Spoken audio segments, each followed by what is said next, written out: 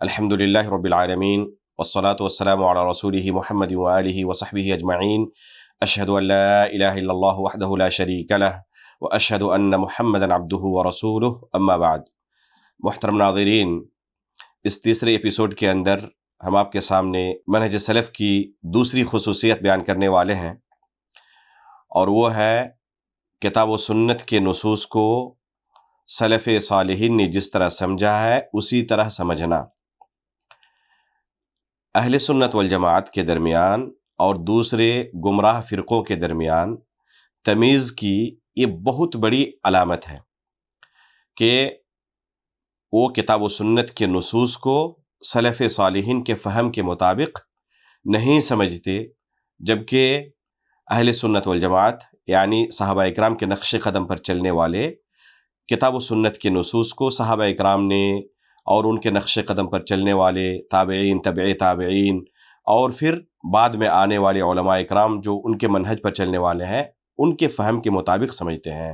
آپ یہ واضح فرق محسوس کریں گے اہل سنت والجماعت کے درمیان اور دوسرے گمراہ فرقوں کے درمیان۔ میں چند مثالوں سے اس چیز کو سمجھانے کی کوشش کرتا ہوں۔ مثال کے طور پر قرآن کریم کے اندر اللہ رب العالمین نے بیان کیا ہے الرحمن علی العرش استوى، کہ اللہ رب العالمین عرش پر مستوی ہے۔ یہ آیت قرآن کریم میں اللہ رب العالمین نے 7 جگہوں پر نازل کی۔ اسی طرح ثم استوى علی العرش 6 جگہوں پر اللہ رب العالمین نے اس آیت کو نازل کیا۔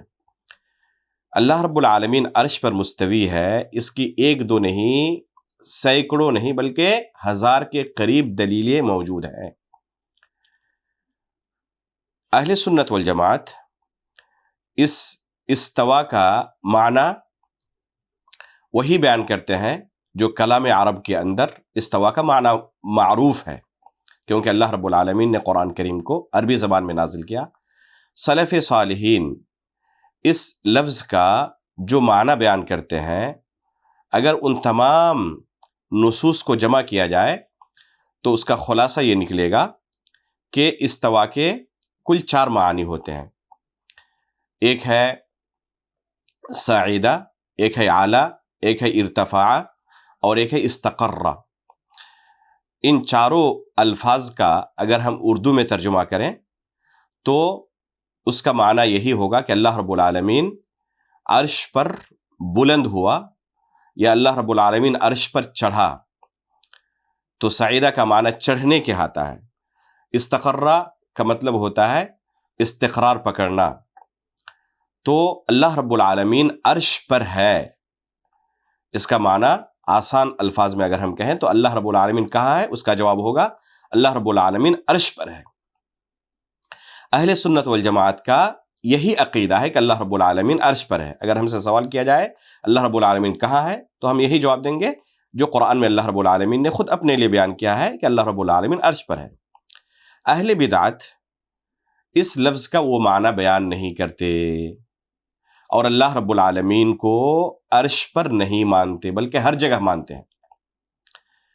اب اہل سنت والجماعت کے درمیان اور اہل بدعت کے درمیان تمیز کی جو چیز ہے وہ یہی ہے کہ یہ اس آیت کو اپنے ذاتی فہم سے سمجھتے ہیں اور سلف صالحین نے جو اس کا معنی بیان کیا ہے اس معنی کو قبول نہیں کرتے۔ اہل سنت والجماعت یہ طریقہ نہیں اپناتے۔ تو عموماً آپ یہ پائیں گے کہ اہل بدعت کے یہاں انحراف کی بہت بڑی وجہ یہ ہے کہ وہ کتاب و سنت کے نصوص کو اپنے ذاتی فہم سے سمجھنے کی کوشش کرتے ہیں۔ صحابہ اکرام نے، تابعین، تبع تابعین نے اور اس امت کے اسلاف نے جو ان نصوص کا معنی بیان کیا ہے اس کی ذرہ برابر یہ پرواہ نہیں کرتے۔ ایک اور مثال آپ کے سامنے دیتا ہوں۔ معراج کا اور اسراء کا قصہ کتاب و سنت کے اندر موجود ہے۔ قرآن کریم میں اللہ رب العالمین نے اس واقعے کو بیان کیا، سبحان الذی اسریٰ بعبدہ لیلا من المسجد الحرام الی المسجد الاقصی الذی بارکنا حولہ لنریہ من آیاتنا۔ اسی طرح صحیح بخاری کے اندر، صحیح مسلم کے اندر تفصیل کے ساتھ یہ واقعہ موجود ہے۔ آپ دیکھیں اہل سنت والجماعت اس اسراء اور معراج کے قصے سے کن مسائل کو ثابت کرتے ہیں، اور اہل بدعت اسی قصے سے کن کن مسائل کو ثابت کرتے ہیں؟ اہل سنت والجماعت اس قصے سے ثابت کرتے ہیں کہ اللہ رب العالمین عرش پر موجود ہے، ہر جگہ نہیں۔ اگر اللہ رب العالمین ہر جگہ ہوتے تو اللہ کے رسول کو 7ویں آسمان کے اوپر بلانے کی کوئی ضرورت نہیں تھی، اگر اللہ رب العالمین ہر جگہ ہوتے تو۔ اہل بدعت اس سے یہ استدلال نہیں کرتے، تو ان کا فہم اہل سنت والجماعت کے فہم سے، یعنی سلف صالحین کے فہم سے بالکل متعارض ہے۔ اہل سنت والجماعت اسی اسراء اور معراج کے قصے سے یہ استدلال کرتے ہیں کہ اللہ رب العالمین صفت کلام سے متصف ہے، کیونکہ اللہ رب العالمین نے اس سفر میں، اللہ کے رسول جب پہنچے اللہ رب العالمین کے پاس 7ویں آسمان کے اوپر، تو اللہ رب العالمین سے ہم کلام ہوئے۔ اللہ رب العالمین نے پہلے 50 نمازیں فرض کی، اور پھر تخفیف کرتے کرتے آخر میں 5 نمازیں باقی رکھیں۔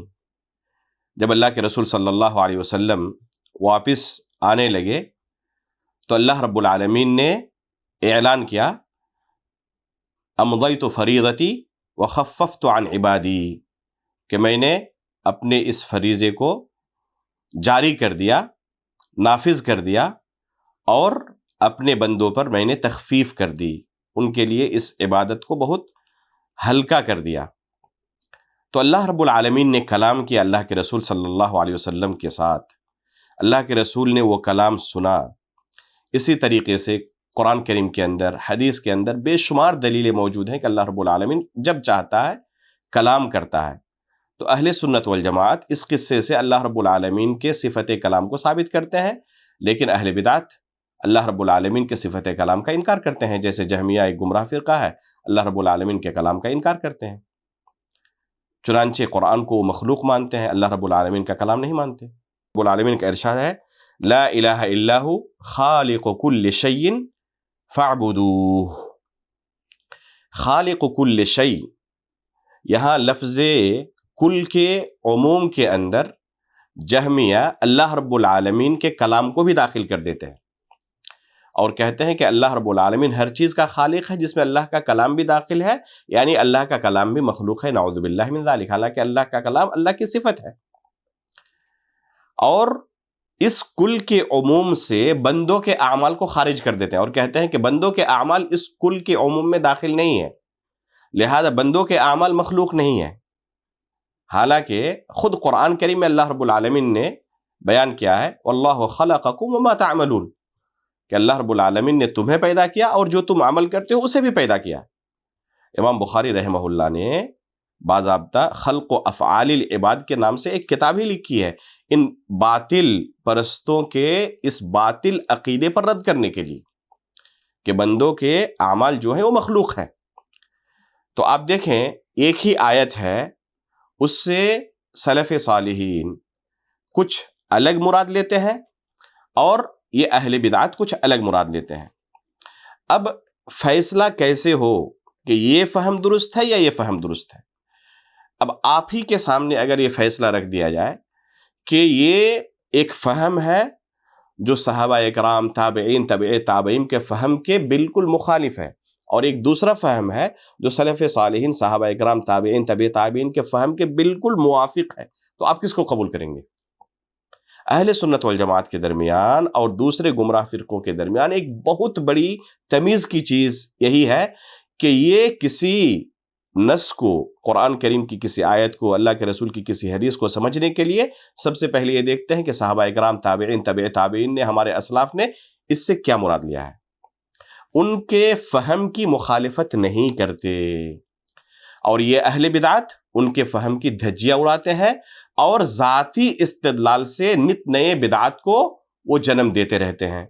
چنانچہ آپ دیکھیں، شب معراج کے نام سے انہوں نے ایک بدعت ایجاد کر دی، اور جس رات وہ جیسے کہ دعویٰ کرتے ہیں کہ اللہ کے رسول کو معراج ہوئی تھی، اس رات کو عبادت کے اندر گزارتے ہیں، یا بہت سارے لوگ جشن مناتے ہیں، بہت طرح کے پکوان پکاتے ہیں، اور نہ جانے کیا کیا اعمال انجام دیتے ہیں۔ آپ دیکھیں کہ کیا اللہ کے رسول کے صحابہ نے، تابعین نے، تبع تابعین نے، ائمہ کرام نے جس رات اللہ کے رسول کو معراج ہوئی تھی یہ تمام اعمال انجام دیا تھا؟ یقیناً نہیں، کہیں پر کوئی ثبوت نہیں، کہیں کوئی تذکرہ ہی نہیں۔ جن احادیث کے اندر تذکرہ ملتا ہے وہ انتہائی ضعیف قسم کی ہیں، موضوع قسم کی ہیں۔ تو ایک ہی مسئلہ ہے اور دو الگ الگ نظریہ آپ کو مل رہا ہے، دلیلیں وہی ہیں لیکن فہم الگ الگ ہے۔ تو اب آپ کے ہاتھ میں ہے کہ آپ اس فہم کو قبول کرتے ہیں جو صحابہ اکرام، تابعین، تبع تابعین نے سمجھا ہے، یا اس فہم کو جو ان کے فہم کے بالکل مخالف ہے۔ تو اہل سنت والجماعت کے اور منہج سلف کی خصوصیات میں سے دوسری بہت بڑی خصوصیت یہ ہے کہ یہ کتاب و سنت کے نصوص کو فہم سلف کے مطابق سمجھنے کی کوشش کرتے ہیں۔ اہل بدعت فہم سلف کے مطابق کتاب و سنت کے نصوص کی تفسیر نہیں کرتے، منمانی تعویلیں کرتے ہیں۔ اس لیے ان کے پاس جتنی بھی بدعتیں ہیں ان بدعتوں کے اوپر آپ پائیں گے کہ وہ دلیل بھی پیش کریں گے کتاب و سنت کی، لیکن وہ دلیلیں صحابہ اکرام، تابعین، تبع تابعین کے فہم کے مطابق نہیں ہوں گی، بلکہ ان کی اپنی تعویل ہوگی۔ جیسے عید میلاد النبی آپ لے لیں، جیسے ابھی محرم کا مہینہ چل رہا ہے، تو محرم کے مہینے میں آپ نے دیکھا کتنے لوگ ماتم یہ کرتے ہیں، نوحہ خوانی کرتے ہیں، اپنے جسموں کو تکلیفیں دیتے ہیں۔ یہ تمام چیزیں کیا صحابہ اکرام، تابعین، تبع تابعین کے نزدیک موجود تھیں؟ جن نصوص سے یہ استدلال کرتے ہیں اور یہ عمل کرتے ہیں، کیا سلف صالحین کے یہاں یہ نصوص نہیں تھے؟ لیکن اصل فرق یہ کہاں سے آیا؟ اصل فرق اسی فہم سے آیا ہے۔ تو منہج سلف کی دوسری بہت بڑی خصوصیت یہ ہے کہ یہ کتاب و سنت کے نصوص کو فہم سلف کے مطابق سمجھنے کی کوشش کرتے ہیں۔ اہل بدعت فہم سلف کے مطابق نہیں سمجھتے، منمانی تعویلیں کرتے ہیں، اپنی طرف سے تعویلیں کرتے ہیں اور نت نئے بدعات کو ایجاد کرتے ہیں۔ اس لیے ہمیں اس طریقے سے بچنا چاہیے اور کوشش کرنی چاہیے کہ ہمارے سامنے جب کوئی نص آئے، قرآن کی آیت آئے، اللہ کے رسول کی حدیث آئے، تو دیکھیں کہ اس سے ہمارے اسلاف نے کیا سمجھا تھا، چاہے وہ اللہ رب العالمین کے متعلق ہو، اسماء و صفات کے متعلق ہو، یا دوسرے ابواب سے متعلق ہو، عقیدے سے متعلق ہو، یا فقہ سے متعلق ہو، یا دوسرے مسائل سے متعلق ہو۔ سلف صالحین نے جو اس کا معنی و مفہوم بیان کیا ہے وہی معنی معتبر ہے۔ باقی اپنی طرف سے اگر کوئی تعویل منمانی کرے تو وہ غیر معتبر ہے۔ اس لیے ہمیں فہم سلف کے ساتھ جڑے رہنے کی ضرورت ہے۔ منہج سلف کی یہ بہت بڑی خصوصیت ہے۔ اللہ رب العالمین سے ہم دعا کرتے ہیں کہ ہمیشہ ہمیں فہم سلف کے ساتھ جڑے رہنے کی توفیق عطا فرمائے، منہج سلف کی اتباع کی توفیق عطا فرمائے۔ آمین۔ تقبل رب العالمین، وصلی اللہ علی نبینا محمد۔